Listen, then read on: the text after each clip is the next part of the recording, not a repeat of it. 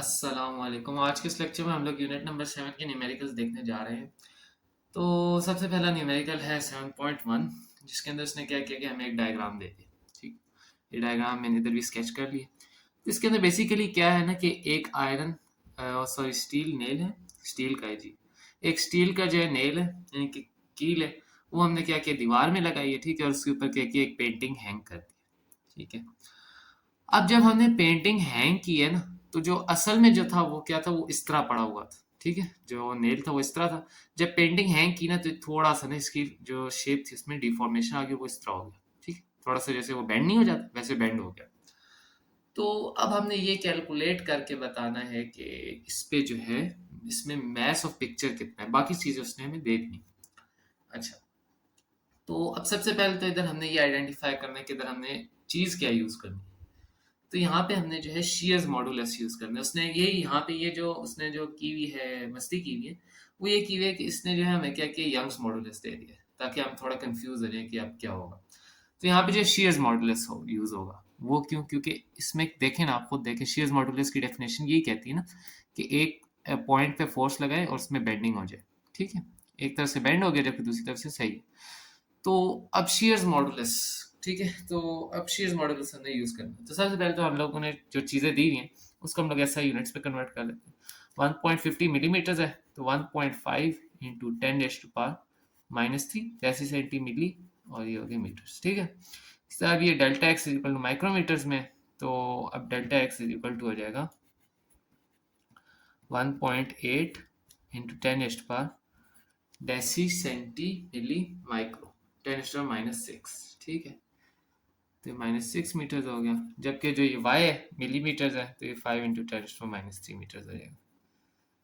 ठीक है, तो ये हमारे पास सब कुछ आ गया।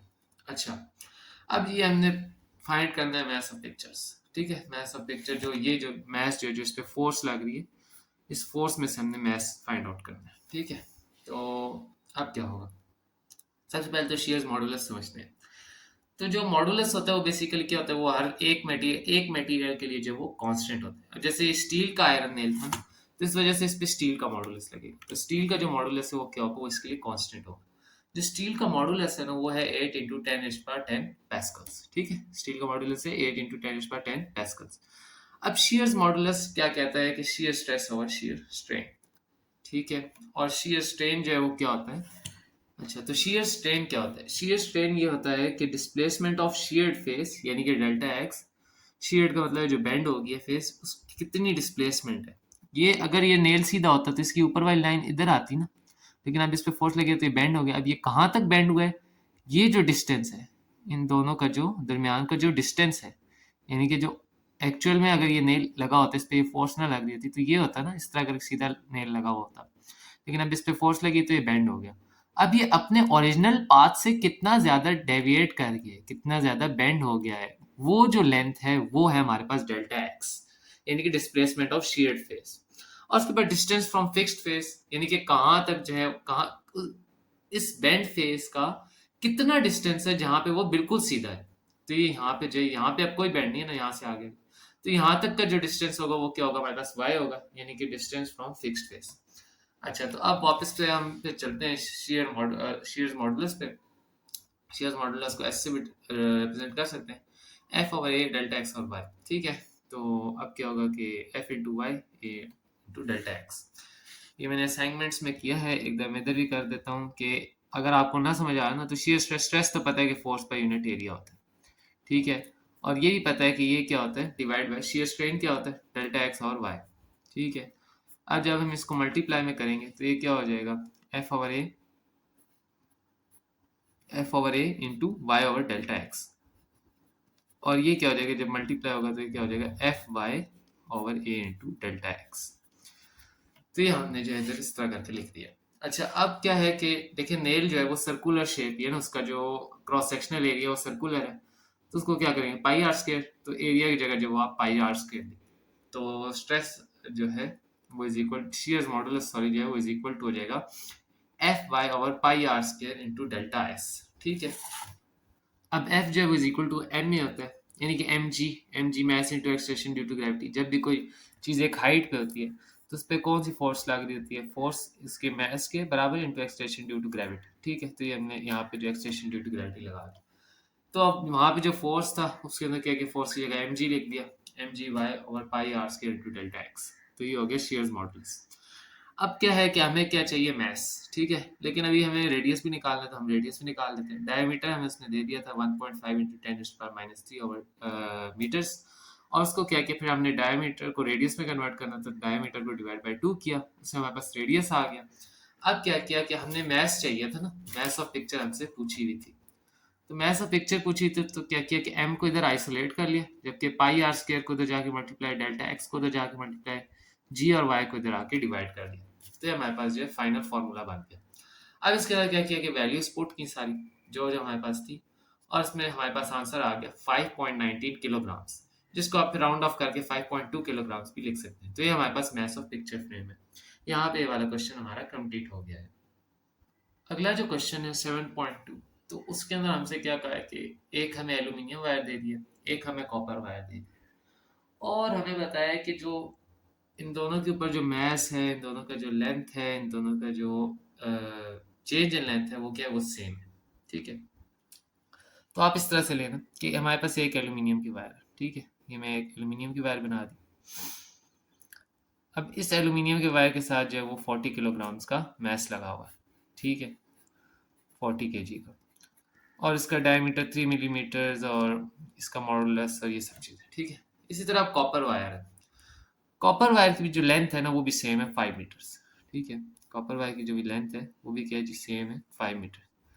लेकिन इसका जो हमें डायामीटर है ना कि कितनी विथ की हो ये, तो ये 40 किलोग्राम्स को इतने ही स्ट्रेच में होल्ड कर लेगी, इतने ही एक्सटेंशन में होल्ड कर लेगी, यानी कि इतना ही चेंज इन लेंथ होगा।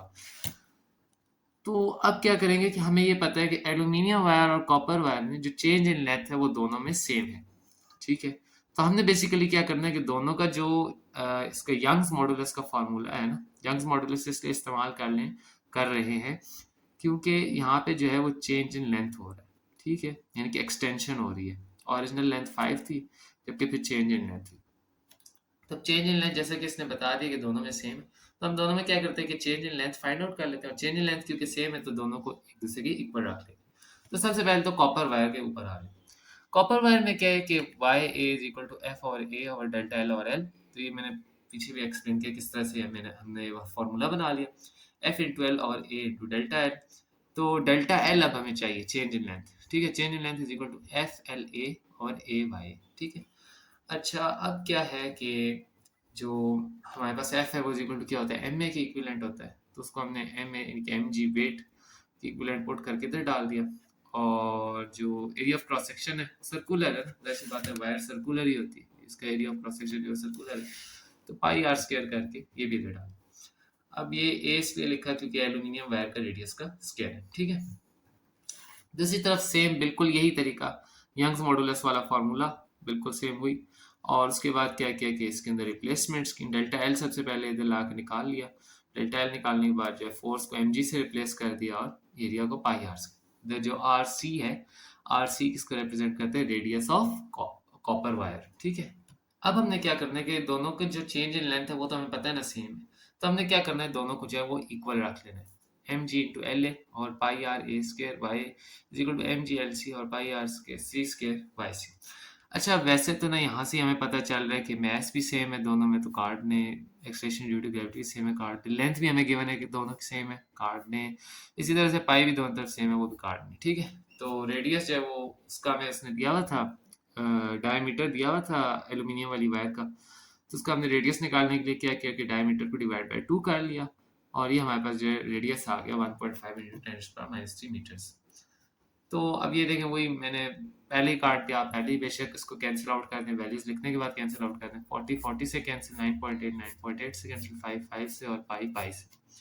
तो ये अब हमारे पास आखिर में रहेगा। अच्छा, ये आर ए यानी कि जो रेडियस ऑफ एल्यूमिनियम वायर थी इसकी मैंने वैल्यू डाली, लेकिन फिर मैंने कहा पहले एक दफ़ा फॉर्मूला बना लेते। तो रेडियस ए का स्केयर इंटू वाई, यानी कि सारी वैल्यूज तो कट गई ना, तो फिर 1 रह गया इनकी जगह पे। 1 ओवर रेडियस ए का square into Y is equal to 1 over radius C का स्केयर इंटू वाई सी, ठीक है। अब इसमें से हमें क्या चाहिए, रेडियस सी चाहिए। उसने बेसिकली हमसे डायमीटर ऑफ कॉपर वायर पूछा है, तो हमें पहले रेडियस ऑफ कॉपर वायर पता होगा तो हम डायमीटर ऑफ कॉपर वायर निकाल लेंगे। तो रेडियस ऑफ कॉपर वायर को यहाँ ला के आइसोलेट कर लिया और इन दोनों को जो है वहाँ ऊपर ले गए, ठीक है। तो ये रेडियस आर सी का square equal to R square और वाई सी इंटू वाई, ठीक है। अच्छा, तो अब क्या किया कि दोनों तरफ स्क्वायर रूट ले लिया, क्योंकि हमें सिर्फ आर सी चाहिए, रेडियस ऑफ कॉपर चाहिए। तो अब हमने क्या किया कि स्क्वायर रूट लेने के बाद इनके अंदर वैल्यूज पुट कर ली, आर ए की जो वैल्यू थी वो पुट की, और इस तरह से वाई ए की वैल्यू, वाई सी की वैल्यू, ठीक है। ये पुट करने के बाद जो रेडियस ऑफ कॉपर वायर आया हमारे पास वो आया 1.145 मल्टीप्लाई 10⁻³ मीटर्स, ठीक है। अब डायमीटर जो है वो रेडियस इंटू टू होता है, इनके 2 टाइम्स द रेडियस होता है। तो उसको कैलकुलेट करने के लिए हमने क्या किया कि इसको रेडियस को सिंपली 2 से मल्टीप्लाई करा दिया। तो डायमीटर ऑफ कॉपर वायर जो हमारे पास आ गया 2.29 इंटू 10⁻³ मीटर्स, यानी कि 2.29 मिलीमीटर्स। अगले क्वेश्चन की तरफ मूव करते हैं। अच्छा, तो अब अगले क्वेश्चन के अंदर क्या है कि हमने सबसे पहले ना इस क्वेश्चन को जो है वो अपनी इमेजिनेशन से एक डायग्राम बना लेनी है, ठीक है। तो अब सबसे पहले क्या है कि हमारे पास एक स्टील की वायर है जिसकी लेंथ है 1.5 मीटर्स, ठीक है। उसके साथ 4 किलोग्राम्स का जो है वो मैस लगा है, लटका हुआ है, लगा हुआ है। अब इसी तरह से फिर उसके बाद एक और 1 मीटर की ब्रास की वायर है जिसके साथ 6 किलोग्राम्स का मैस लटका हुआ है, ठीक है। तो हमने बेसिकली क्या करना है कि कैलकुलेट करना है कि टोटल चेंज इन लेंथ कितना है, ठीक है। हमने कैलकुलेट करना है टोटल चेंज इन लेंथ, यानी कि टोटल चेंज इन लेंथ जैसे बात किसकी इक्वल होगा, total change in length of steel wire plus change in length of brass wire. तो इन दोनों को जब सम करेंगे तो हमारे पास क्या आ जाएगा, टोटल चेंज इन लेंथ। अच्छा, तो अब हमने सबसे पहले कैलकुलेट कर लेना है change in length of steel wire. तो स्टील का जो यंग्स मॉडुलस है हमें पता है कि कांस्टेंट रहता है। यंग्स मॉडुलस इसलिए लगा है क्योंकि फ्रैक्शनल चेंज इन लेंथ आ रहा है, ठीक है, स्ट्रेन में। तो अब क्या हुआ कि ये फार्मूला आ गया यंग्स मॉडुलस का। तो स्टील का जो यंग्स मॉडुलस होता है वो हमें पता होना चाहिए। अच्छा, फोर्स कितनी एक्ट कर रही है स्टील वायर पे। तो फोर्स आप ये देखें ना कि एक ये वाला मैस है और एक ये वाला मैस है। अब बच्चे क्या कहते हैं कि ब्रास वायर का भी तो मैस है। भाई वो देखो, वो मैस जो है ना वो बहुत छोटा सा है, वो निग्लिजिबल है, उसको हम निगलेक्ट कर देते हैं।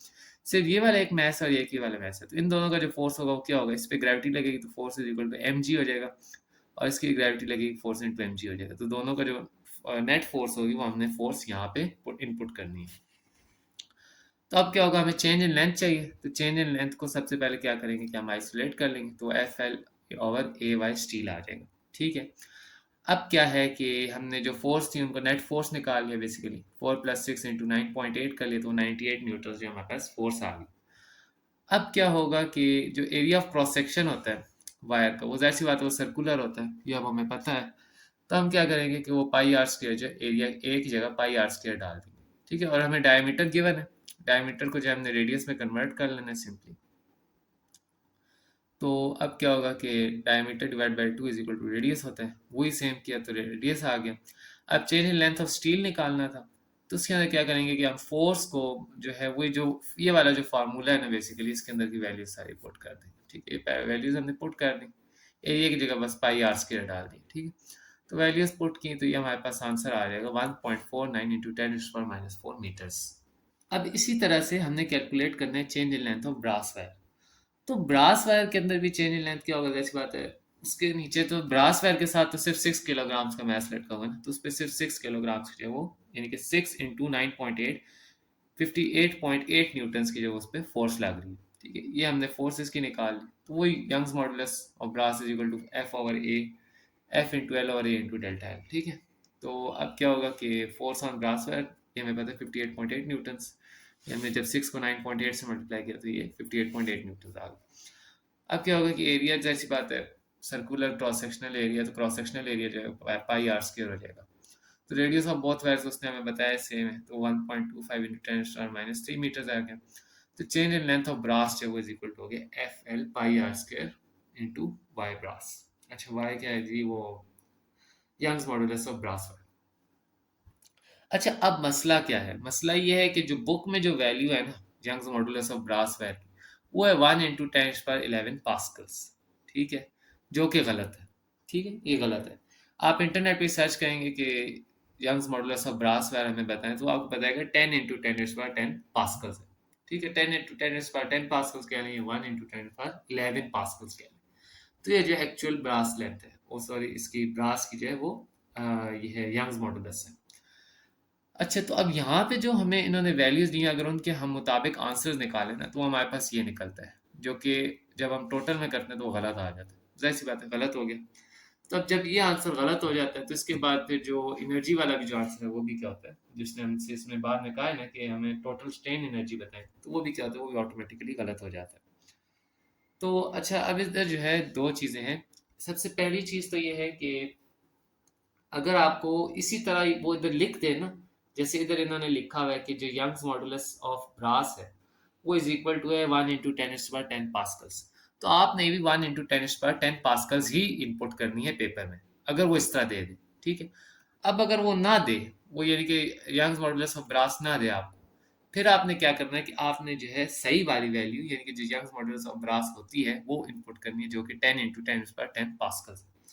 अच्छा, तो अब सबसे पहले हम यही कर लेते हैं कि इसकी जगह जो है हम क्या करते हैं, मैं जल्दी से चेंज कर लेता हूँ। तो बस ये यहाँ पे ये समझाना था कि अगर जो है हम इसकी जो बुक ने जो वैल्यू दी हुई है जो कि गलत है, अगर वो पुट करेंगे तो फिर हमारे आंसर जो है वो बुक से मैच नहीं कर रहे। ठीक है। लेकिन अगर पेपर में ये क्वेश्चन इसी तरह आ जाए ना, फिर इसका आंसर यही होगा। क्यों? क्योंकि हमें वैल्यू उसने स्पेसिफाई कर दी कि जो इन्होंने जो ग्रास दी है ना, उसकी जो यंग्स मॉडुलस है वो यही। ठीक है। तो इसी तरह से फिर मैं इसको सेट कर लेता हूँ। तो अब ये मैंने सेट कर लिए, तो जो एक्चुअल जो ब्रास की जो लेंथ सॉरी होता है यंग मॉडुलस, वो इनपुट जब मैंने किया 10 × 10⁻10, तो आंसर में क्या हुआ कि सिर्फ इतना चेंज आया कि -4 हो गया यहाँ पे पावर -3 की जगह, और जो टोटल आंसर वो हो गया 2.68 × 10⁻4 मीटर्स। ठीक है, जो कि जैसे कि इन्होंने यहाँ पे दिया है, इधर 2.8 है लेकिन 2.64 जो वो 2.68 जो वो करेक्ट आंसर है, इंटू 10⁻4 मीटर्स। ठीक है। तो अब इसके अगले पार्ट की तरफ मूव करते हैं। अच्छा, तो अगले पार्ट में हमसे कहते हैं कि आप टोटल स्ट्रेन एनर्जी बताएं। अब स्ट्रेन एनर्जी यानी कि इलास्टिक पोटेंशियल एनर्जी आप हमें बताएं। तो एक strain energy in steel wire होगी और एक strain energy in brass wire होगी। तो स्ट्रेन एनर्जी बेसिकली होती है किसकी इक्वल है, 1/2 Fx। ठीक है। यानी कि हम x जो है बेसिकली एक्सटेंशन है ना, तो एक्सटेंशन जो है वो चेंज इन लेंथ की इक्वल होता है। तो आप बेशक इसको चेंज इन लेंथ से रिप्लेस कर। तो अब जो टोटल स्ट्रेन एनर्जी उसको यू से रिप्रेजेंट करते हैं, तो 1/2 × F स्टील। एफ स्टील का मतलब जो फोर्स लग रही है स्टील पे, जो कि हमने पीछे कैलकुलेट की स्टील वायर, और इसी तरह जो है फिर हमने आगे जो है वो सब कुछ लिख दिया। अब इसके बाद क्या होगा कि 1/2 × 98 × 1.49 × 10⁻⁴, और ये अभी मैंने क्या किया कि मैंने वो जो पहले जो वैल्यूज थी ना, जो इसके बुक की जो वैल्यूज के अकॉर्डिंग जो आंसर आ रहा था, वो ये था 42 मिली जॉब्स। ठीक है।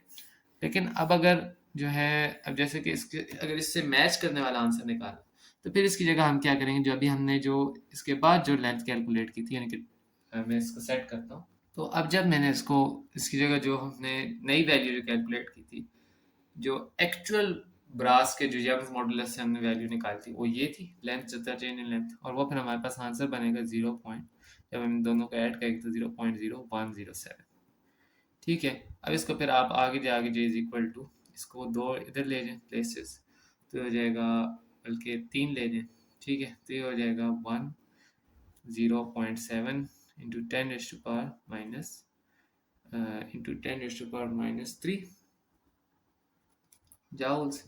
और इसके बाद क्या हो जाएगा कि 10.7 है, तो आप इसको राउंड ऑफ करके 11 इंटू 10⁻⁻3, यानी कि मिली भी लिख लें, जाउल्स। ठीक है। तो हमारे पास जो है बुक के अकॉर्डिंग आंसर आ जाएगा। तो इस तरह करके जो है फिर आप जो है अपना आंसर जो है बुक के अकॉर्डिंग ला सकते हैं। तो वैसे अगर आपको अगर आ जाए ना ये क्वेश्चन पेपर में, तो आपने क्या करना है कि जैसे जो पहले आंसर्स थे ना जो पेंसिल से निकाले हुए थे, वो सही थे। क्यों? क्योंकि इधर जो है इन्होंने हमें स्पेसिफाई कर दिया था कि हाँ, जो हमारे पास जो ब्रास है ना उसकी जो यंग्स मॉडुलस है वो सेम है। देखें, जो यंग्स मॉडुलस होता है ना वो कांस्टेंट है, वो चाहे ब्रास वायर का जो होगा या ब्रास की किसी मटेरियल का जो यंग्स मॉडुलस होगा वो सेम होगा। लेकिन अब यहाँ पे क्या है कि उन्होंने यंग्स मॉडुलस हमें गलत वैल्यू दे दी थी, तो फिर हमें उसकी जगह गलत वैल्यू पुट करके हमें पहले आंसर्स निकालने पड़े।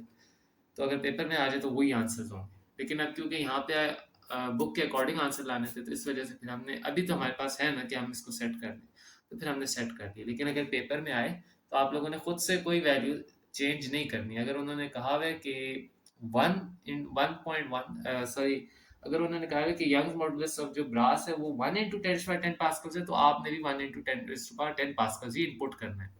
उसको 10 × 10⁻10 पास्कल्स नहीं इनपुट करना, गलत हो जाएगा। ठीक है। तो ये हमारे पास जो है आंसर आ गया। अगले क्वेश्चन की तरफ मूव करते हैं। अच्छा, तो जो क्वेश्चन नंबर 7.4 है ना, इसके अंदर क्या है कि हमें एक रॉड दी है। अब जो उस रॉड की जो लेंथ है ना, वो इज इक्वल टू है हमारे पास, ये रॉड रॉड यूनिफॉर्म है, ठीक है, इसकी लेंथ जो इज इक्वल टू 3 मीटर्स है। इस तरह एरिया इसने हमें 9 मिलीमीटर स्क्वायर दिया और स्ट्रेस दे दिया 300 मेगा पास्कल्स और जो यंग्स मॉडुलस है वो 200 गीगा पास्कल। तो अब कैलकुलेट सबसे पहले तो इनको ना ऐसा यूनिट्स में ले जाते हैं। 200 गीगा किसके इक्विवेलेंट होते हैं? 10⁹ पास्कल्स, ठीक है। और इसी तरह से जो है हमारे पास ये होगा मेगा, ये 10⁶ होता है, तो इसकी जगह हम 10⁶ डाल देंगे। और जो लेंथ है वो तो वैसे ही है। अच्छा, जो अब मिलीमीटर है, जैसे मैंने पहले भी एक बार बताया, जो मिलीमीटर है ना, इन दोनों के ऊपर स्केयर है, ठीक है। इसका जो यूनिट का मतलब होता है कि दोनों के ऊपर स्केयर है। तो अब हम जब इसको लिखेंगे तो इसको इस तरह करके लिखेंगे 90 इंटू 10⁻² की पावर 2, -3 की पावर 2, सॉरी। मेरी जो 10⁻³ की इक्विवेलेंट होता है ना, तो उसकी पावर 2 मीटर स्केयर। तो अब जब हम इसको खोलेंगे तो हमारे पास हो जाएगा 90 इंटू 10⁻6 मीटर स्क्वायर। तो ये हमारे पास क्या हो जाएगा? एरिया ऑफ क्रॉस सेक्शन आ जाएगा।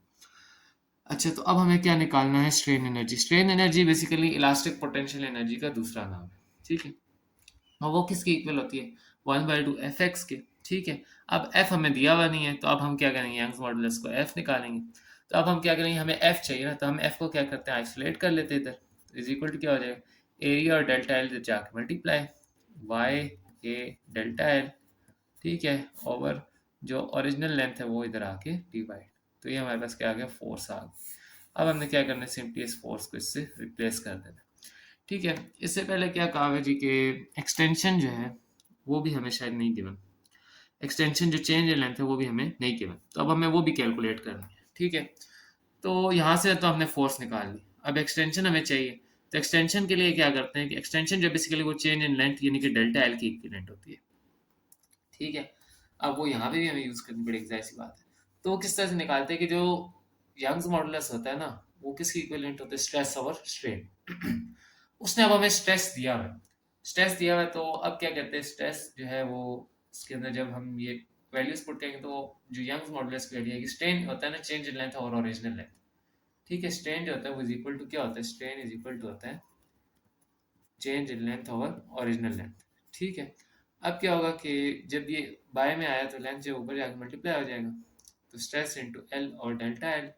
और अब क्या होगा कि चेंज इन लेंथ हमें चाहिए था, तो चेंज इन लेंथ को हम इधर ले जाएंगे जबकि वाई को हम इधर ले आएंगे। तो हमारे पास क्या हो जाएगा? Change length is equal to stress into L और वाई। स्ट्रेस की वैल्यू पुट करेंगे, लेंथ ओरिजिनल लेंथ की वैल्यू पुट करेंगे, वाई की वैल्यू पुट करेंगे, तो हमारे पास आ जाएगा आंसर चेंज इन लेंथ। तो ये हमारे पास चेंज इन लेंथ है, जो कि यानी कि एक्सटेंशन है, जिसको हम एक्स से भी रिप्रेजेंट कर सकते हैं। तो हमारे पास आई है 4.5 इंटू 10⁻³ मीटर्स। अच्छा, तो अब जैसे कि वो जो मैंने कहा था कि फ़ोर्स को जो है हम आइसोलेट कर लेंगे एक जगह पे और वो सब कुछ, तो अब हमने एक्स की वैल्यू भी पीछे से निकाली थी, ठीक है? और इसी तरह से एफ की भी वैल्यू निकाल दी। तो अब एफ को क्या करते हैं? एफ की जगह तो जो है ना आपने क्या करना है, ये जो एफ है ना, यानी कि ये स्ट्रेन एनर्जी है ना, बेसिकली इलास्टिक पोटेंशियल एनर्जी का फॉर्मूला है। तो एफ की जगह क्या करना है? आपने ये चीज़ इनपुट कर देनी है, ठीक है। और एक्सटेंशन की जो वैल्यू हमने निकाली थी वो भी आपने इनपुट कर दी। तो आपने क्या किया? Strain energy is equal to 1/2, इसकी जगह जो है ये सब कुछ पुट कर दिया और एक्स एक्सटेंशन, और उसके बाद वैल्यूज इनपुट किया और हमारे पास आंसर आ जाएगा 60.75 जॉब्स। तो जो बुक में इसका आंसर है वो गलत है, तो ये हमारे पास जो है करेक्ट आंसर है। तो ये हमारा यहाँ पर ये वाला क्वेश्चन कंप्लीट होता है। अच्छा, तो जो आखिरी क्वेश्चन है वो भी बहुत सिंपल है। उसके अंदर क्या है कि फोर्स दे दिया और डायमीटर दे दिया। तो डायमीटर को सबसे पहले तो ऐसा यूनिट में ले आते हैं, 15 × 10⁻²मीटर्स, ठीक है। अब क्या करना है कि अब हमने इसको रेडियस में कन्वर्ट, रेडियस चाहिए होगा, जाहिर सी बात है हमें। तो इससे पहले सबसे पहले हमें फाइंड आउट क्या करना है? फाइंड आउट क्या करना है कि टेंसाइल स्ट्रेस हमें फाइंड करना है कि स्ट्रेस इस पे कितना लग रहा है। एक हमारे पास बेसिकली इस तरह करके, तो ये हमारे पास एक अदर स्टील रॉड, ठीक है। अब इस पे जो है एक फोर्स लग रही है, फॉर्सिबल फोर्स लग रही है 500 न्यूटन की, ठीक है। तो अब हमें ये फाइंड आउट करना है कि इस पे स्ट्रेस कितना लग रहा है, इसकी रेजिस्टिव फोर्स कितनी है।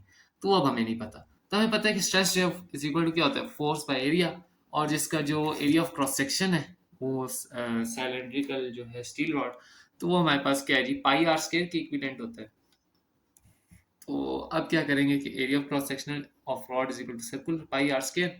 रेडियस को निकालने के लिए डायमीटर को डिवाइड बाय 2 कर देंगे, जो कि 0.25 मीटर्स आ जाएगा। Stress is equal to force और पाई आर स्क्वायर, ठीक है। स्ट्रेस इज इक्वल टू 500 और पाई इंटू 0.25 का square, tensile stress is equal to 2.54 into 10⁻³ pascals. तो ये हमारे पास जो है आंसर आ जाएगा। ठीक है, तो यहाँ पे आपकी जो है एक्सरसाइज कंप्लीट होती है। तो इसी तरह के और एजुकेशनल कंटेंट के लिए चैनल को लाइक और सब्सक्राइब करें और बेल आइकन को भी ज़रूर दबाएं और कमेंट्स भी करिएगा नीचे। तो आज के लिए इतना ही, बाकी फिर अगले लेक्चर में मिलते हैं। अल्लाह हाफिज़।